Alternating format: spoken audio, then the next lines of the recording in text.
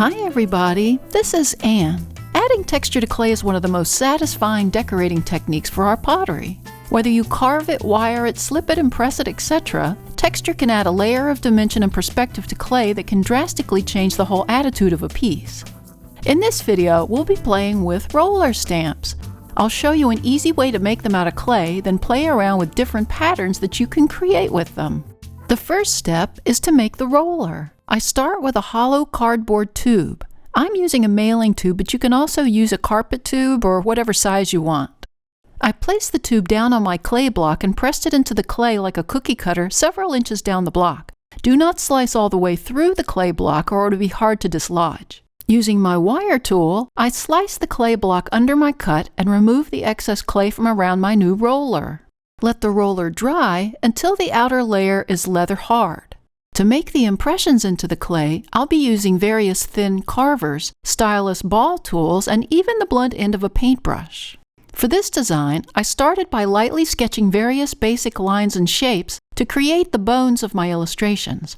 At first, I like to leave space between them and fill in the blank areas as I go to create visual balance.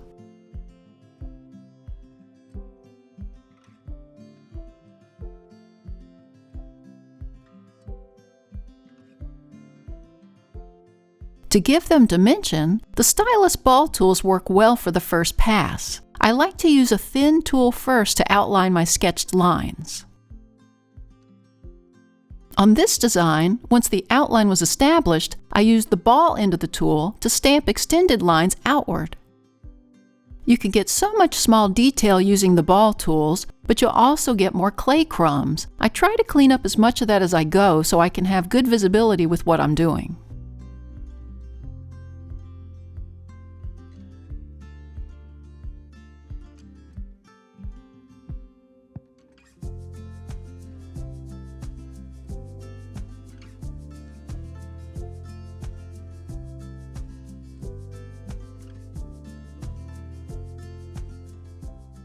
Now on to the third pass. I need to create deeper impressions, so I'm using this flathead carver to open up some wider parts of the design. I'm alternating that between the ball tools to widen and deepen some of the smaller lines.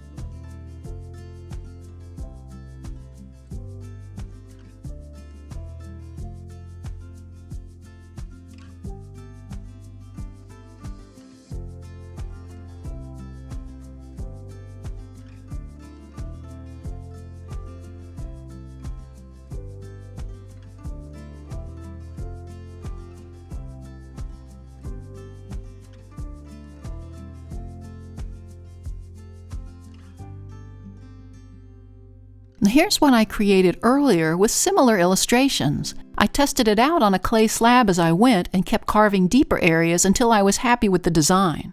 If you want to be able to use the roller multiple times, let your new roller dry to bone dry and then bisque fire it in the kiln. To use it, I rolled out a clay slab a 1/4 inch thick. I placed the roller to one side of the slab and using equal firm pressure with both of my hands, I slowly rolled it over the clay.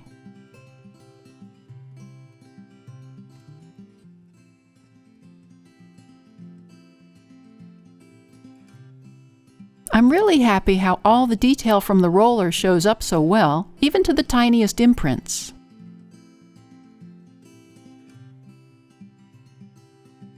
I decided to construct a mug with this newly textured slab. Once it was bone dry, I bisque fired it to cone 04. I then glazed it with Amico Weeping Plum Celadon for a nice rich color which breaks over the texture with a shiny coat. It looks like a quilt or even ancient hieroglyphics.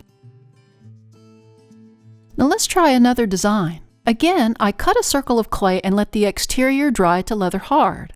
I sketched out simple line doodles along my roller. More than likely, this will not be the exact design, but it's a good starting point. You can see that my clay is just a bit softer than I want as the pencil is digging in, but for this demonstration, I can still make this work as my carvings will be much deeper in the end.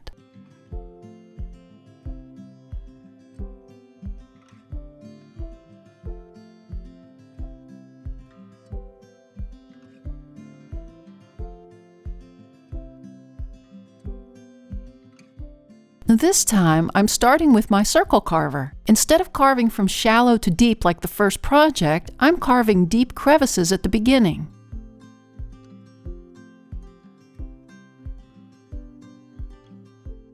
In some of the lines, I'm turning my tool for the widest lines as I follow along the curves. Other times, I keep the tool locked in one position as I follow the tighter pencil lines.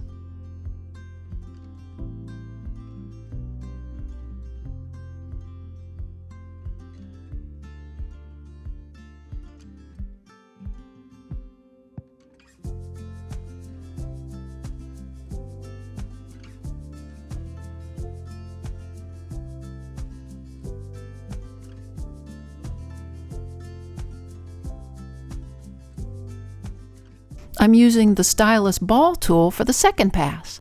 I'm carving out a thinner second layer down the center of my carved pathways.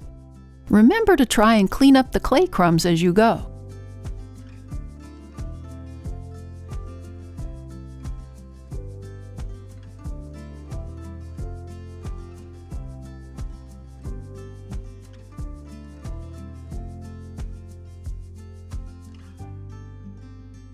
Now you have 2 layers of tracks in the roller. Let's test it out. Now I'm using the same technique as the first project on a 1/4-inch slab. I love the deeper impressions and the added dimension.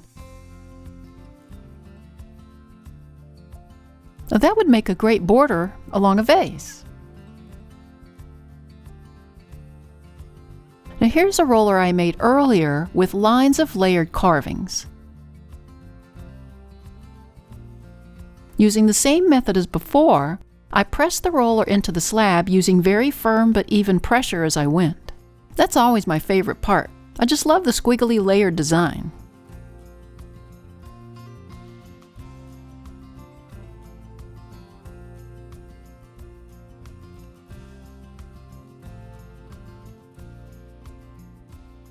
Again, I constructed a handmade mug with it and let the clay dry to bone dry. On this one, I wanted to try my new Amico Suaro Celadon glaze and see how that works over texture. Celadons have such a great reputation for breaking well over texture, and the color is soft and mellow, perfect for this design. I really like that. Now let's experiment with different ways to use the rollers. I started by creating several of these 1-inch wide disc rollers. Notice that I added holes in the center so I can feed a dowel rod through for easier rolling if I want to. Instead of carving, I'm using the blunt end of my paintbrush to imprint areas along the edge of the roller. Notice that I'm extending the impressions beyond the borders of the roller so I can mix and match patterns later. I turned the disc around and continued with the mirrored impressions along the other border. Using the tip of the paintbrush, I made perfect little circles down the center.